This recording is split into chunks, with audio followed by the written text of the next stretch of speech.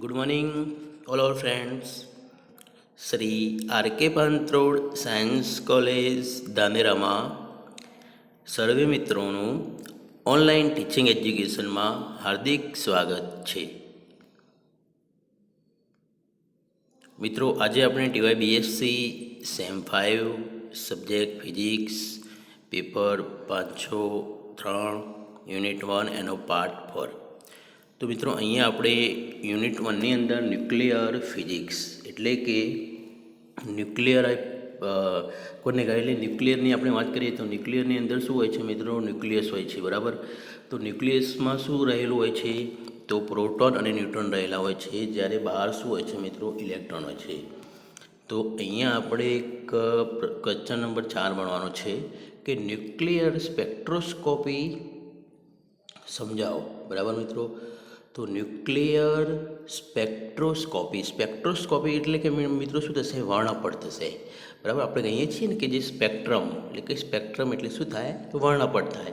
એ nuclear હોય મિત્રો, ધારો કે આપણે કોઈ એક ન્યુક્લિયર લઈએ, બરાબર. તો આપણે યુરેનિયમ ન્યુક્લિયર લઈએ, બરાબર. તો યુરેનિયમ ન્યુક્લિયરની અંદર વચ્ચે શું હોય? કેન્દ્રની અંદર શું હોય? પ્રોટોન અને ન્યુટ્રોન હોય. જ્યારે બહાર કક્ષામાં શું હોય?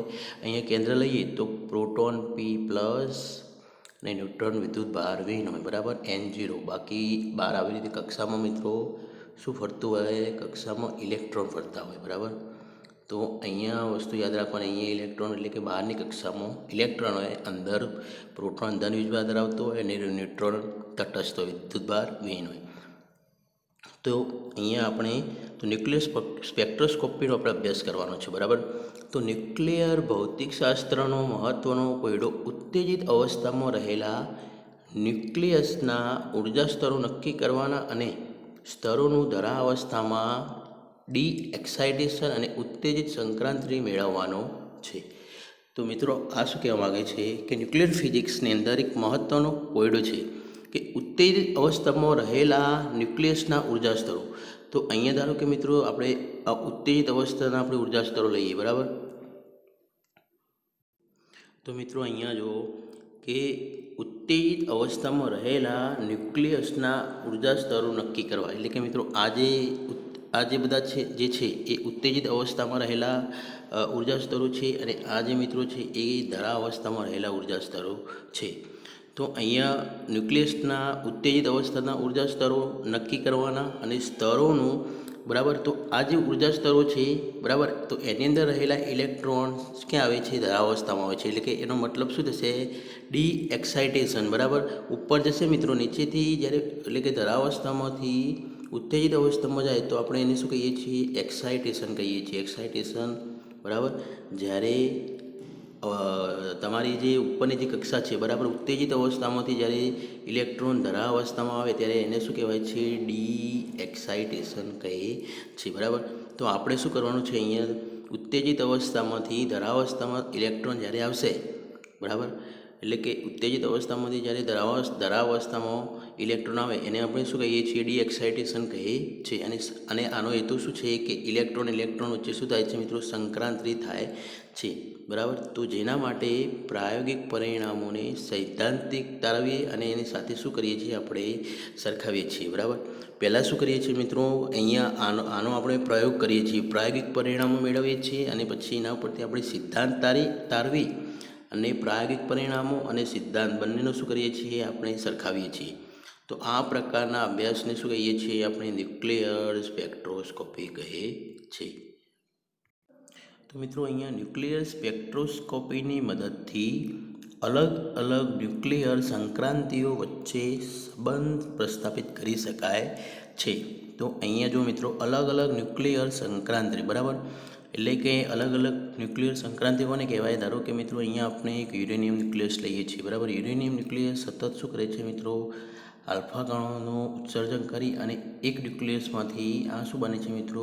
બીજું ન્યુક્લિયસ બને છે, બરાબર. તો એનું શું કહેવાય કે ઇલેક્ટ્રોન વચ્ચે શું થાય છે? અહીંયા ઇલેક્ટ્રોન વચ્ચે સંક્રાંતિ થઈ અને યુરેનિયમ ન્યુક્લિયસમાંથી બીજું એક ન્યુક્લિયસ બની ગયું આપણું પોલોનિયમ ન્યુક્લિયસ. ફરીથી ઇલેક્ટ્રોનનું ઉત્સર્જન કરી ઇલેક્ટ્રોનના ઉર્જા સ્તરો વચ્ચે શું થશે મિત્રો?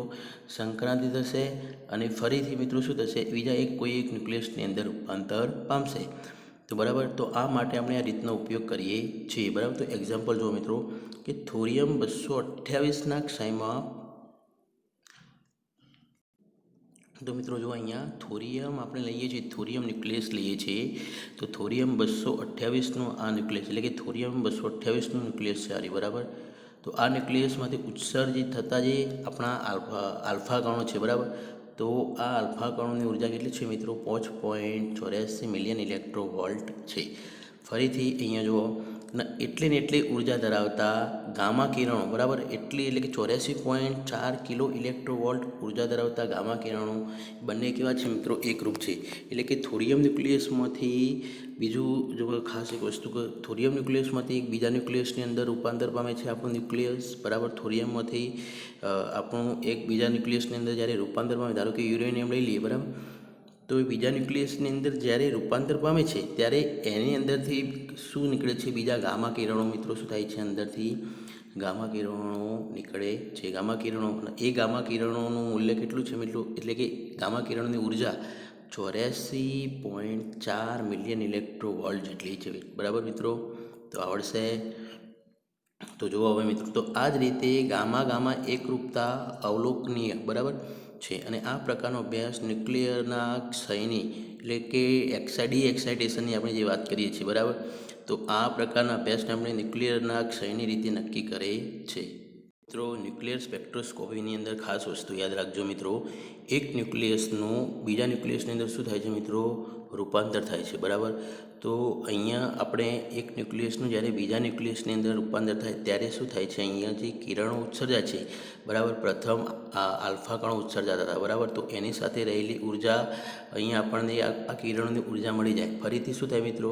કે એક ન્યુક્લિયસનું બીજા ન્યુક્લિયસની અંદર રૂપાંતર થાય અને ફરીથી એની અંદરથી આવી રીતે ગામા કિરણો ઉત્સર્જાય. તો અહીંયા જે આલ્ફા કિરણોની ઉર્જા અને ગામા કિરણોની ઉર્જા, બરાબર, એક એ સંક્રાંતિ થાય છે મિત્રો. બરાબર, તો અહીંયા ઇલેક્ટ્રોન વચ્ચે શું થાય છે મિત્રો? સંક્રાંતિ થઈ અને એક ન્યુક્લિયસમાંથી બીજું ન્યુક્લિયસ બને છે. બરાબર, તો આ વસ્તુ યાદ રાખતો. તો આ પ્રકારનો અભ્યાસ, બરાબર, ન્યુક્લિયરના ક્ષયનો, બરાબર, ન્યુક્લિયરનું ક્ષય એટલે કે ન્યુક્લિયરની અંદરથી કેટલા આલ્ફા અને ગામા કિરણો ઉત્સર્જાય છે, બરાબર, તો આપણે આની અંદર ન્યુક્લિયર સ્પેક્ટ્રોસ્કોપીની મદદથી આપણે શું કરી શકીએ મિત્રો? કે આપણા કોઈ એક ન્યુક્લિયસની અંદરથી કેટલા આલ્ફા અને ગામા કિરણો ઉત્સર્જાય છે તેનું મૂલ્ય શોધી શકીએ મિત્રો. તો મિત્રો હવે જો લોંગ રેન્જ આલ્ફા પાર્ટિકલ, બરાબર, તો આપણે લોંગ રેન્જ આલ્ફા પાર્ટિકલને શું કહેતા હતા? બીજું સ્ટ્રગલિંગ. તો અહીંયા યાદ રાખજો કે આ લોંગ રેન્જ આલ્ફા પાર્ટિકલ કોના કારણે મળે છે? સ્ટ્રગલિંગ, STRUGLLING, બરાબર. લોંગ રેન્જ આલ્ફા પાર્ટિકલ ઉદ્ભવવાનું કારણ કે શું છે? સ્ટ્રગલિંગ છે. અથવા તો લોંગ રેન્જ એને બીજું શું નામ છે ગુજરાતીની અંદર? લોંગ એટલે કે ગુરુ, રેન્જ એટલે કે અવધિ એટલે કે અંતર, બરાબર. ગુરુ અંતરના આલ્ફા કણોની સમજૂતી આપો અથવા લાંબી અવધિવાળા એટલે કે લાંબા અંતરવાળા આલ્ફા કણોની સમજૂતી આપો. તો જ્યારે આલ્ફા ઉત્સર્જક એટલે કે જ્યારે કોઈ ન્યુક્લિયસ છે, બરાબર મિત્રો, તો ન્યુક્લિયસની અંદરથી જ્યારે આલ્ફા કણો જ્યારે ઉત્સર્જાય છે એટલે કે એને શું કહીએ છીએ આપણે? આલ્ફા ઉત્સર્જક, બરાબર. તો એને આપણે આલ્ફા ઉત્સર્જક ઉત્તેજિત અવસ્થામાં હોય અને તે આલ્ફા કણનું ઉત્સર્જન કરી, બરાબર, અને ઉત્સર્જન કરે છે ત્યારે ગુરુ અવધિ અથવા અંતર આલ્ફા કણ મળે છે. ઉત્તેજિત અવસ્થામાં રહેલો એટલે કે આપણે યુરેનિયમ ન્યુક્લિયસ, મિત્રો, અહીંયા યુરેનિયમ ન્યુક્લિયસ લઈએ. જ્યારે યુરેનિયમ ન્યુક્લિયસ ઉત્તેજિત અવસ્થામાં હોય ત્યારે ઝડપથી શું કરે છે? આલ્ફા કણનું ઉત્સર્જન કરે છે. એટલે કે કેટલા અંતરવાળા આલ્ફા કણનું ઉત્સર્જન કરે છે? તો ગુરુ અંતર અથવા ગુરુ અવધિવાળા આલ્ફા કણનું ઉત્સર્જન કરે છે. તો મિત્રો અહીંયા જુઓ કે આ સમયે પેરેન્ટ ન્યુક્લિયસ અથવા જનકને મિત્રો શું કહેવાય? જનક ન્યુક્લિયસ અથવા એને શું કહેવાય? Parent nucleus. તો પેરેન્ટ ન્યુક્લિયસ એટલે કે ઉત્તેજિત અવસ્થાનો ન્યુક્લિયસ. તો આ આપણું જે યુરેનિયમ ન્યુક્લિયસ, ધારો કે લઈએ આપણે કે યુરેનિયમનો ન્યુક્લિયસ છે, તો આ ઉત્તેજિત અવસ્થામાં છે, બરાબર. ઉત્તેજિત અવસ્થામાં રહેલું ન્યુક્લિયસ ઝડપથી શું કરે છે મિત્રો? લોંગ રેન્જ એટલે કે લાંબા અંતરવાળા આલ્ફા કણોનું ઉત્સર્જન કરી, બરાબર, પેરેન્ટ ન્યુક્લિયસની અંદરથી ડોટર ન્યુક્લિયસ બને છે. તો આ મિત્રો કેવું ન્યુક્લિયસ છે? પેરેન્ટમાંથી આ ડોટર એટલે કે નાનું, એટલે કે અહીંયા એક ન્યુક્લિયસનું બીજા ન્યુક્લિયસની અંદર રૂપાંતર થાય છે, એટલે કે ઉત્તેજિત ન્યુક્લિયસનું ધરા અવસ્થાની અંદર શું થાય છે, રૂપાંતર થાય છે, બરાબર. તો લખેલું છે ન્યુક્લિયસ, જો અહીંયા આ સમયે જનક પેરેન્ટ ન્યુક્લિયસની ઉત્તેજિત અવસ્થા એની ઉર્જા